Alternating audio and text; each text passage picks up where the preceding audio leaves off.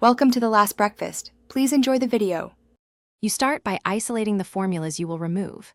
Select the worksheet or range, then use Go to Special to capture only formulas.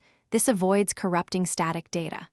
Once done, verify which columns rely on Vlookup results so you know what to preserve. Make sure to save a backup or duplicate the sheet now. You will revert if something goes wrong. With only the formula cells selected, you are ready to replace formulas with their current values. You next convert those Vlookup results to static values. After copying the selected formula cells, use paste special values to overwrite formulas while keeping displayed results. If you prefer keyboard commands, press Ctrl plus Alt plus V then V and enter. This is faster for large ranges. Once done, scan edge rows to ensure no unintended shifts occurred, and make sure formatting, dates, numbers, text, still reads correctly. This step preserves the exact lookup outputs without live formulas. You finish by validating integrity across the workbook. Search for any #ref, #n/a, or change totals that depended on the removed Vlookup.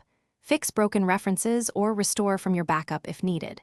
Make sure to recalculate, F9, and inspect key summaries and pivot caches that may still reference the old formulas. Troubleshooting tip.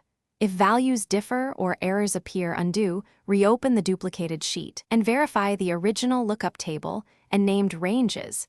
Mismatched ranges are the most common cause of post-conversion errors. Thanks for watching. If this was helpful, leave a like and consider subscribing. See you next time.